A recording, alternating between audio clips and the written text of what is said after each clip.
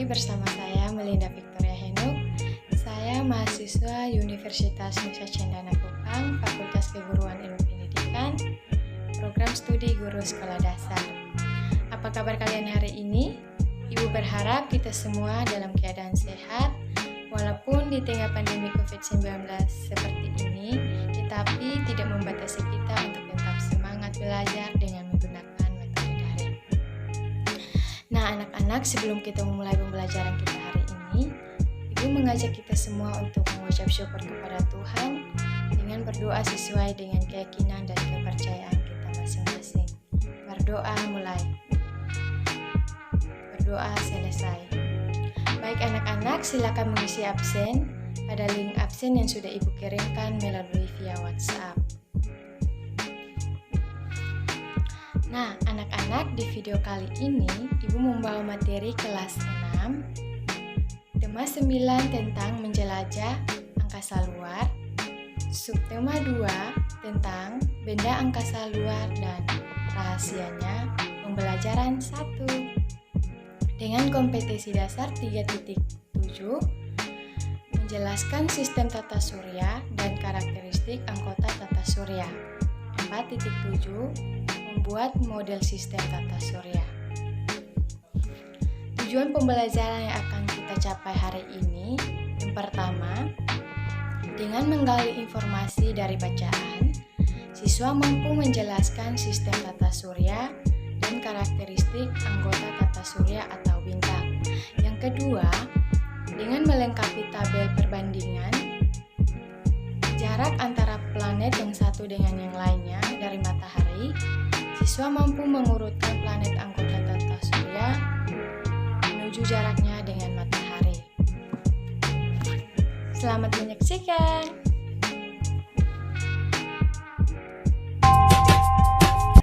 Pada malam hari saat cuaca cerah, kita bisa melihat bintang. Bintang adalah benda langit yang memancarkan cahayanya sendiri. Cahaya tersebut tersusun atas gas-gas antara lain hidrogen dan helium. Seperti yang kita lihat pada malam hari, bintang ini terdiri dari bermacam-macam warna seperti merah, jingga, kuning, putih, hingga biru. Perbedaan warna ini disebabkan oleh perbedaan suhu permukaan bintang. Salah satu bintang yang paling besar di lingkungan tata surya adalah matahari. Matahari merupakan sumber cahaya bagi planet-planet yang mengelilinginya. Bahkan bulan pun mendapatkan cahaya dari matahari, bukan dari sinarnya sendiri.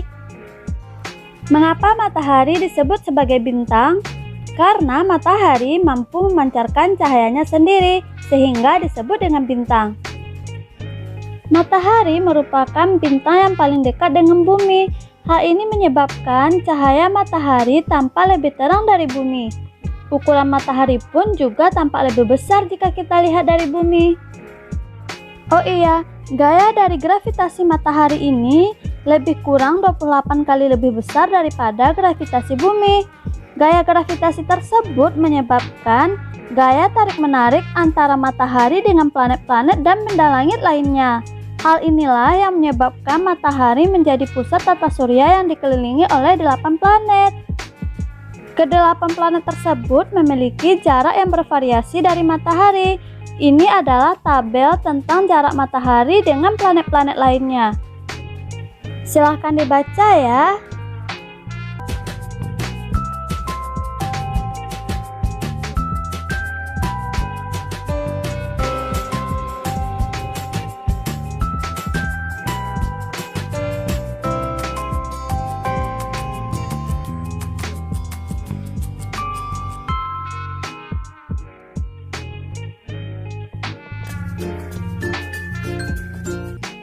Dari tabel tersebut, kita dapat ambil kesimpulan bahwa Neptunus memiliki jarak paling jauh dengan matahari sebagai pusat tata surya. Mari kita jawab pertanyaan berikut ya. Pertanyaan pertama adalah, apakah yang disebut dengan bintang? Bintang merupakan benda langit yang memancarkan cahayanya sendiri. Kedua, mengapa bintang memiliki warna yang berbeda-beda? Alasannya karena adanya perbedaan suhu permukaan bintang tersebut. Pertanyaan 3, mengapa matahari disebut sebagai bintang? Ayo, apa tadi? Tadi kita sudah jelaskan bahwa matahari disebut sebagai bintang karena matahari mampu memancarkan cahayanya sendiri sehingga disebut dengan bintang. 4. Apakah yang kamu ketahui tentang matahari? Matahari termasuk bintang. Matahari adalah bintang yang letaknya paling dekat dengan bumi. Volume matahari adalah 1 juta kali volume bumi. Matahari menjadi pusat tata surya.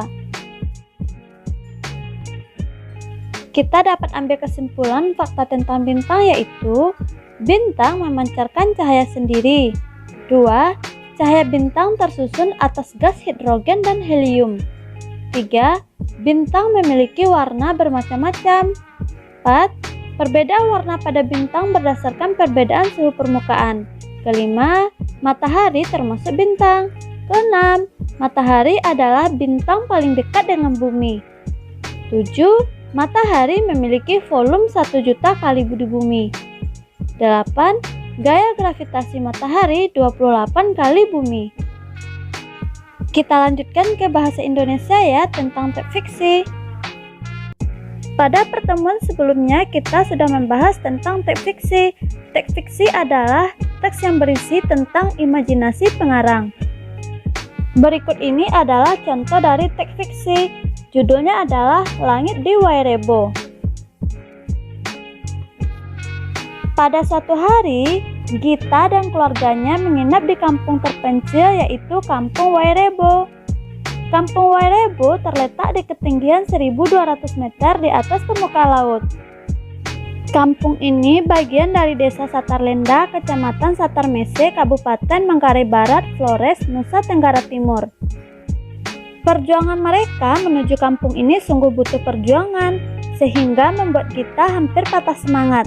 Namun sesampainya di kampung terpencil tersebut, lelah yang ia dapatkan saat perjalanan sudah terbayarkan karena menyaksikan indahnya pemandangan di kampung tersebut. Kemudian malam pun tiba. Gita dan rombongan tinggal di rumah adat. Rumah adat ini dikhususkan untuk para pengunjung. Salah satu hal yang biasa ditunggu pengunjung ini adalah menyaksikan pemandangan langit di Wairebo. Pada malam hari, Gita dan ayahnya juga ikut menyaksikan pemandangan langit di Wairebo. Kemudian terjadilah percakapan antara mereka berdua.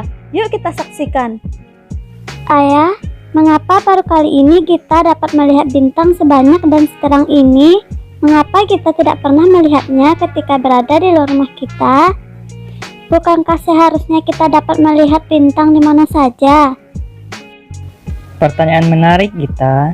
Pertama, karena kita berada di ketinggian yang cukup untuk dapat mengamati bintang di langit dibandingkan rumah kita yang berada di dataran yang lebih rendah. Tempat ini memang memungkinkan untuk bisa mengamati benda-benda langit dengan lebih jelas. Iya, tadi kita mendengar pemandu kita menjelaskan tentang ketinggian tempat ini. Memang tinggi sekali ya ayah. Gita tadi hampir tak ingin melanjutkannya. Terus yang kedua apa ayah? Ayah baru mau menjelaskan, kamu sudah memotong. Ayah tahu kamu sangat bersemangat dengan semua ini, Gita. Yang kedua, kita tidak dapat melihat benda langit dengan jelas bila di sekeliling kita terlalu banyak cahaya. Para ilmuwan menyebutnya sebagai polusi cahaya. Polusi cahaya? Apa itu ayah? Setahu kita yang ada itu polusi udara, air, dan tanah. Apa itu yang ayah bilang? Oh, Gitaku sayang, ayah masih hendak menjelaskannya. Terus saja kamu potong. Maaf ayah, kita hanya heran. Hahaha. Tak mengapa anakku, ayah senang kamu ingin tahu tentang hal-hal yang ada di sekitarmu. Ayah yakin kamu tidak akan bertanya jika tidak melihat bintang-bintang itu. Ini pengalaman menarik kan? Ayah teruskan ya. Polusi cahaya adalah suatu keadaan ketika cahaya berpendar terlalu banyak, bahkan berlebihan. Cahaya itu bisa berasal dari sumber cahaya buatan seperti lampu atau cahaya alami. Akan tetapi, sumber utama polusi cahaya berasal dari sumber cahaya buatan. Contohnya, lampu-lampu yang biasa digunakan sebagai penerang jalan, papan iklan, lampu dekorasi, lampu gedung, lampu kendaraan, dan lainnya. Pendaran cahaya ini dapat menghalangi kita untuk melihat benda-benda langit. Nah, sekarang kamu perhatikan, apakah kamu melihat ada cahaya buatan di sekitar sini, kecuali cahaya di rumah-rumah adat yang disebut Mbarun yang itu? Hampir tidak ada cahaya, bukan? Dan kalau kita ingat, di sepanjang perjalanan menuju kampung ini, yang kita lihat hanya hutan belantara. Tidak tampak ada rumah tinggal dan jauh dari jalan raya. Kita berada di tengah hutan yang gelap, maka hampir tidak ada cahaya buatan di sekitar sini. Apakah kamu sudah mengerti? Oh begitu ayah. Wah, kita bersyukur sekali bisa menikmati pemandangan ini ya ayah. Kita dapat melihat bintang-bintang ini, sungguh indah. Ayah kemudian tersenyum dan meninggalkan kita yang masih ingin melihat bintang di langit. Setelah kita saksikan cerita tersebut, sekarang kita akan melengkapi diagram berikut berdasarkan bacaan. Judul ceritanya adalah Langit di Wairebo. Siapa tokohnya? Gita, ayah, ibu. Di mana peristiwanya? Kampung Wairebo, Desa Satarlenda, Kecamatan Satarmese, Kabupaten Manggarai Barat, NTT. Kapan? Malam hari. Apa yang terjadi dan mengapa? Gita baru pertama kali bisa melihat bintang yang sangat banyak di langit. Ketika di rumah Gita tidak pernah melihat bintang yang banyak seperti saat itu. Bagaimana penyelesaiannya? Ayah Gita menjelaskan alasan kenapa dia bisa melihat bintang di Wairebo tetapi tidak bisa di rumahnya. Alasannya karena Wairebo berada di ketinggian. Wairebo tidak terlalu banyak cahaya atau polusi cahaya. Jika kita menceritakan kembali cerita tersebut, maka bisa seperti ini ya. Judulnya adalah Langit di Wairebo. Malam itu, Gita memandangi langit yang penuh bintang. Gita memandangi bintang dari langit di kampung Wairebo bersama kedua orang tuanya. Gita dan rombongan tinggal di rumah adat. Gita heran karena baru kali itu dia bisa melihat jutaan bintang di langit. Ayah Gita kemudian menjelaskan alasan kenapa di Wairebo bisa melihat bintang, sedangkan di rumah tidak bisa. Alasan pertama, Wairebo berada di dataran tinggi, sedangkan rumah Gita berada di dataran rendah. Alasan kedua, Wairebo tidak terjadi polusi cahaya buatan, sedangkan di rumah Gita terjadi polusi cahaya yang berasal dari cahaya lampu rumah, lampu kendaraan, lampu papan iklan, lampu gedung. Kemudian, dia sangat bersyukur bisa melihat bintang-bintang yang sangat indah. Kamu juga bisa menceritakannya kembali dalam bentuk gambar ya, silahkan dikerjakan di rumah.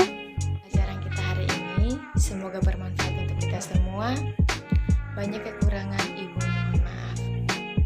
Sebelum kita tutup pembelajaran kita hari ini, mari kita tutup dengan berdoa sesuai dengan keyakinan dan kepercayaan kita masing-masing. Berdoa mulai. Berdoa selesai. Sampai jumpa.